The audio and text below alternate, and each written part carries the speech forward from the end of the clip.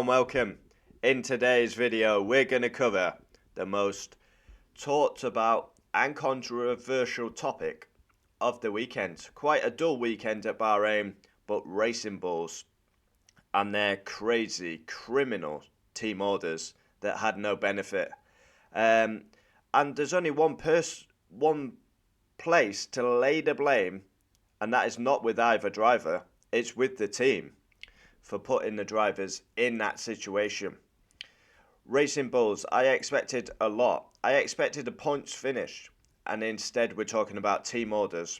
Team orders that should never have been given, and it was crazy. We'll run back through the race to give it some context. Yuki had a good qualifying. The end of the day, this weekend, Yuki was faster than Daniel. He out-qualified him and was ahead of him in the race. So put that out there. So he was the faster driver this weekend. That could be reversed next week or this week in Saudi. But yeah, Yuki had a good weekend. The start of the race happens. Yuki was running in the points P10. And then another dodgy strategy happens. And he ends up back to 13th. I don't really know about what happened to him with the strategy, because he's P10 and then he's behind the likes of Magnussen and Joe.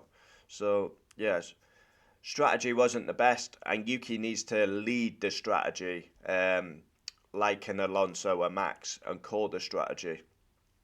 So in context, Lance Stroll was P10, Guan Yu Zhou 11th, 12th Magnussen, then came Yuki, then came Ricciardo.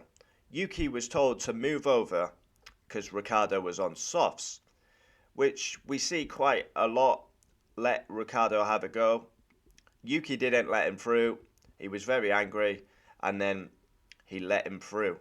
But Ricciardo couldn't get the job done on Magnussen, so on the last lap they should have swapped them back, and then that would have been nipped in the bud. There's not a story. But unfortunately, the team has created friction, and yeah, it's crazy. Absolutely crazy. They've swapped the drivers to finish 13th and 14th. Whether Yuki's ahead, Daniel's ahead, it's 13th, 14th. Points were never on the table. Lance Stroll was 10 seconds up the road. If Ricciardo got past Magnussen and Joe, he was not catching Lance Stroll. Simple as that. It's a crazy criminal decision by Racing Bulls, who should be in the points because they've got a good car this year, and instead they've created friction between the two drivers.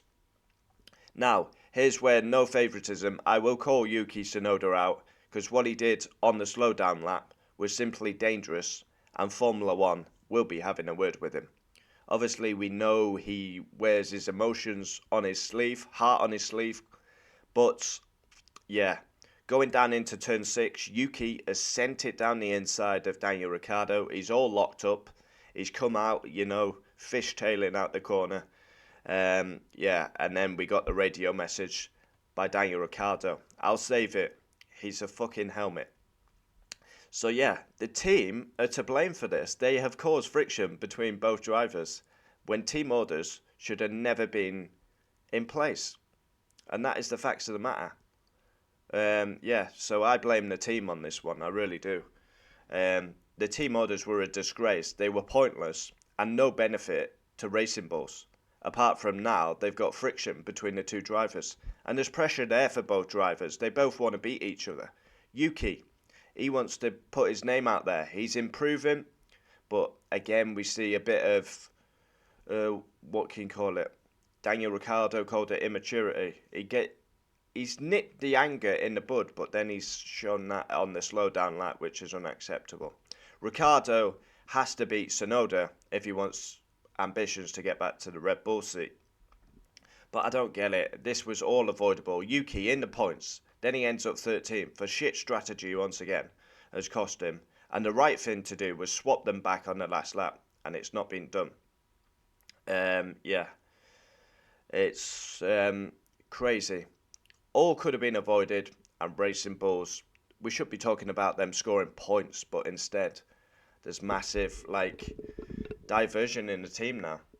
Yeah, that guy from Ferraris came in, Lauren Mekis, and now he's got two angry drivers.